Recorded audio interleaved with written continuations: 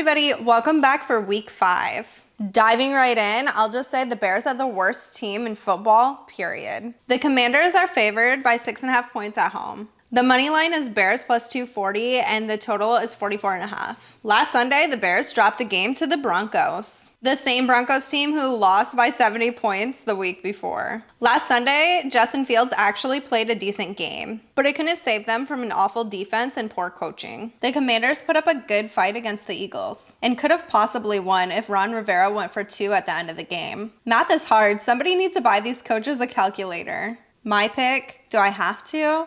I'll take the Commanders if it stays under a touchdown. Jacksonville Jaguars at the Buffalo Bills. The Bills are laying minus 5.5. The Jaguars are plus 190 and the total is 48. The Jags played Atlanta last week across the pond in London. They stayed the week for more tea and crumpets as they play one more in the UK. The Bills fly across the pond this Sunday to face a Jags team that beat a struggling Atlanta team. The Bills made a statement last Sunday, defeating the Dolphins easily in an AFC powerhouse matchup.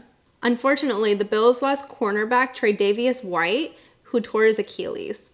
The Jags balled out against the Falcons. But Josh Allen is a lot different than Desmond Ridder at quarterback. It's going to take a lot of firepower from the Jags to keep up with an explosive Buffalo Bills offense. My pick, the Bills. The Bills are smoking hot right now, but the Jags have an advantage being overseas for the past week. The Texans at the Atlanta Falcons. DeMeco Ryans has his team humming. CJ Stroud is emerging as Rookie of the Year candidate. He shows poise in the pocket and has not turned the ball over. The Falcons are favored by 1.5. The money line is Texans minus 104, and the total is 40.5. The difference in quarterback ability in this matchup seems like an obvious lean towards the Texans. But the Texans are rolling and you better get out of the way. My pick is Texas plus 1.5, but I would take the money line here.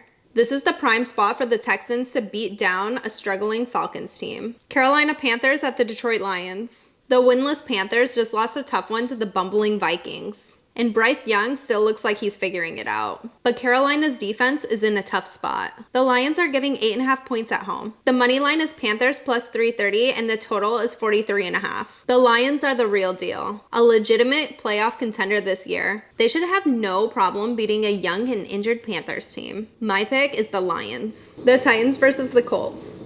The Colts almost came back in overtime, but last week the Rams and Puka proved to be too much for them in the end. The Colts are favored by 1.5. The money line is Titans plus 100. The total is 41.5. The Titans are coming off a win against the Bengals, who can't push the ball because of Joe Burrow's leg injury. If Burrow was healthy, he would be attacking Tennessee's weak pass defense, but he's clearly not 100%. My pick, the Titans plus 1.5 or minus 110 on the money line. The Giants versus the Dolphins. Poor Giants fans. After watching Brian Daboll win Coach of the Year last year, they entered this year with high expectations and new faces. What we witnessed on Monday night was just embarrassing. Watching a team quit is always ugly. The Giants are in real trouble. The Dolphins are minus 9.5, the money line is plus 370, and the total is 49.5. The Dolphins are coming off a tough loss to Buffalo, but they are still one of the top teams in the league. The Dolphins' defensive struggles are evident. However, facing the Giants' offense should be a more manageable task.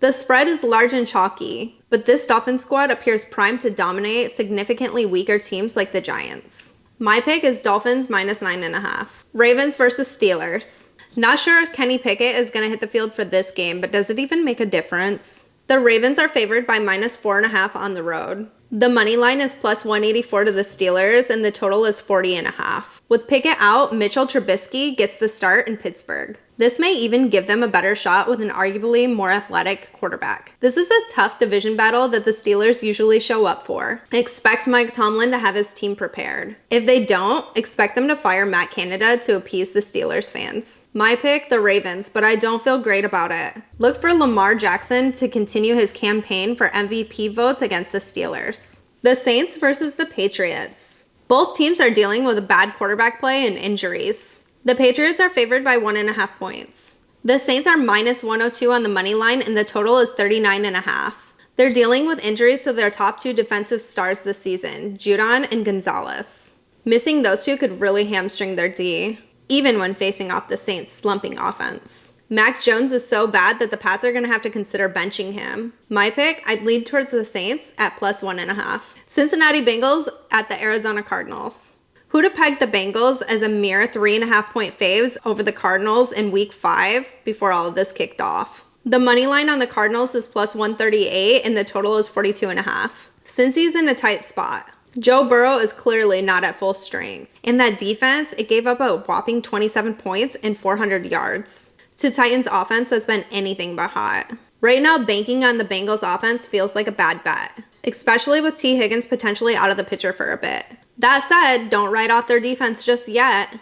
They're better than that week 4 mess for sure. My pick, Joe Burrow, isn't 100%, while the Cardinals and Dobbs are playing harder than anyone expected this year. I love a good home dog. Eagles versus the Rams. Kicking off the season at 4-0 is a big deal any way you cut it, but Hurts has been less than elite in the passing game. But Philadelphia has so much talent, it might not matter. The Eagles are 4.5-point favorites. The money line is Rams +176 and the total is 49.5. Matthew Stafford banged up his hip this past Sunday, but the guy is tough. He came back in last Sunday and orchestrated an overtime win. Stafford should have a field day, especially if Cooper Kupp joins rookie star Puka Nacua back in the mix. Just look at what Sam Howell and the Commanders did to him. My pick, I'm leaning towards the over at 49.5. The Chiefs versus the Vikings. This game has the highest over-under for the week. It's shaping up to be a high-scoring affair. The Chiefs are favored by 5.5, and the money line is Vikings +194. The total is 52.5. The Vikes finally managed to keep an opponent under 20. But let's be real, the Panthers are probably bottom of the barrel when it comes to NFL offenses. On the flip side, the Chiefs' D was looking like a brick wall for the first 3 weeks. But then they made Zach Wilson look like he actually knows what he's doing out there on Sunday night. My pick this week should be a shootout. Take the over at 52.5. The Dallas Cowboys versus the 49ers. This is the showdown everybody's been waiting for.